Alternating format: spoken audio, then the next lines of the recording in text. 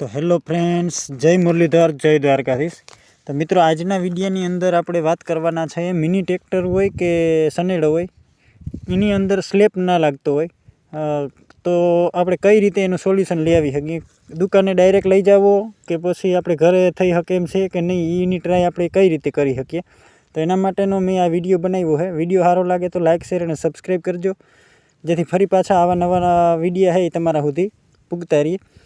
तो डायरेक्ट आपणे लई जाइए तो एने रिक्शो आखो लई अथवा तो ट्रेक्टर आखुं लई जवुं पड़े धक्को मारीने, पण आपणे पहेला ट्राय करी लेवानी के कई रीते एमां कोई सामान्य फॉल्ट नथी ने। जो सामान्य फॉल्ट होय तो आपणे घरे पण ठीक करी शकीए अने ओલું કે ને કે હુના કરતાં ઘણામણ ઊંઘું है એટલે મજૂરી ગંઠની આપણે વધારે પડી જાય। તો એના માટે સૌથી પહેલાં આપણે એક આવો નાનકડો બલ લેવાનો है। જે બલ છે એ આ રીતે બે છેડામાં ગમે એ બાજુ બેટરીમાં તમે મારો ઉલટ સુલટ, મેન અર્થિંગવાળો ના હોવો જોઈએ। તમે ગમે એ બાજુ ફેરવીને ગમે એ બાજુ છેડો આપો તો આ રીતે એ હે બલ है એ બરવો જોઈએ। એવો એક 12 વોલ્ટનો બેટરીમાં વાળો બલ હોવો જોઈએ અને બેટરી આપણી કમ્પ્લીટ હોવી જોઈએ। બેટરી ખરાબ હોય તો ઓમે સ્લેપ लागવાનો નથી। બેટરી ક્લિયર હોય તો આ રીતે લેમ્પ છે એ બે બાજુ બરે એવો એક નાનકડો લેમ્પ લેવાનો। ત્યાર પછી સીધો જે બેટરીમાંથી જે છેડો આવે છે આ રીતે ડાયરેક્ટ એક સ્લેપની અંદર આવે છે। તો એ સ્લેપમાં જે મોટો બોલ આપેલો છે ત્યાં આ તમે જોઈ શકો છો। એ મોટા બોલ પાસે આપણે બેટરીનો પાવર પૂગે છે કે નથી પૂગતો એ પહેલાં આપણે ચેક आ रीते एक लेम्प वडे करी लेवानो है। आ रीते लेम्प राखी ने बॉडीनी अंदर एक छेड़ो आपी देवानो अने एक छेड़ो जे आ रीते बेटरीमांथी सीधो स्लेप पासे आव्यो न्या आपणे आ रीते अडाड़ी अने बलथी चेक करी लेवानो के आ पावर आपणो पूगे के नहीं। न्या पावर आपणो कम्प्लीट पूगी जाय बरोबर, ना पूगतो होय तो एनी छेड़ा आवा बेटरीना पासे होय मारेला ए हलावीने चेक कर लेवाना। आ पावर पूगी जाय पछी आ रीते एक डायरेक्ट आपणी जे स्लेपनो स्विच होय न्या डायरेक्ट न्याथी छेड़ो जातो है। अत्यारे मैं वहाँ जोयुं कि आ रीते लाल रंगनो छेड़ो है, लाल कलरनो, ए सीधो अहींया स्लेपनी स्विच छे न्या आव्यो।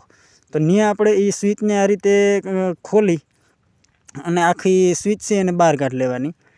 आ विडियोमां तमे जो आ रीते एक रिंग जेवो बोल आवे एने ए बोल काढीने आ रीते पाछळ स्विच छे ए निकળી जाए।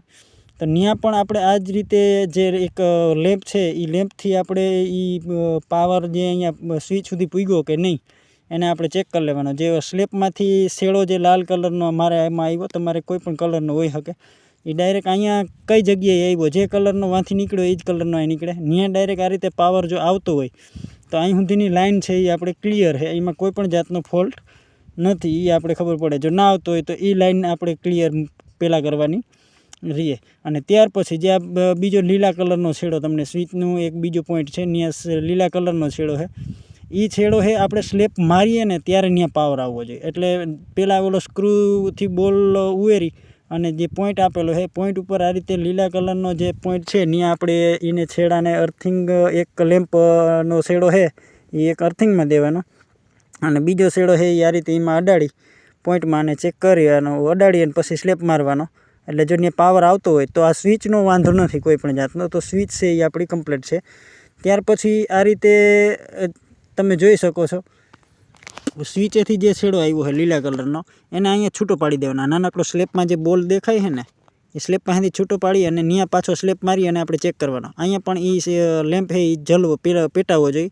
તો અહીં સુધી આવી ગયો છે ને, જો ના અહીં સુધી પાવર ના આવે, આ છેડો છૂટો પાડીને ત્યાં સુધી જો પાવર ના આવે તો આપણે એને ક્લિયર કરવાનો। ત્યાં સુધી કેબલમાં કોઈ જાતનો ફોલ્ટ હોય તો એનો સોલ્વ કરવાનો અને છતાંય જો અહીં સુધી પાવર આવતો હોય અને છતાંય જો સ્લેપ ના લાગતો હોય તો આપણો સ્લેપ છે એને ખોલી અને આપણે એને જે સ્લેપ રિપેર કરતા હોય એને લઈ જઈ શકીએ અને સ્લેપનો ફોલ્ટ હોઈ શકે। જો સ્લેપનું માર્યા પછી જો આ લીલા છેડા પાસે જે નાનો સ્લેપનો પાવર છે ત્યાં સુધી જો ના આવતો હોય તો આપણે આગળ એનો જે કંઈ કાર્યવાહી થાય એ કાઢી અને લઈ જવાનો અથવા તો એને ટ્રેક્ટરને અથવા તો સનેડાને આપણે ગેરેજે લઈ અને એનું રિપેરિંગ કરાવી શકીએ। પણ આવો સામાન્ય ફોલ્ટ હોય તો આપણે ટ્રેક્ટરને લઈ જવાની જરૂર નથી પડતી અને ખોટા ખર્ચાથી આપણે બચી શકીએ। એના માટે મેં આ નાનકડો વિડીયો બનાવ્યો। ફરી પાછો કહું છું, જો વિડીયો સારો લાગે તો લાઇક શેર અને સબસ્ક્રાઈબ કરજો। ફરી મળીશું નવી પ્રવૃત્તિ સાથે, નવી મુલાકાત। ત્યાં સુધી મારા આપ સર્વ મિત્રોને જય શ્રી કૃષ્ણ, જય દ્વારકાધીશ।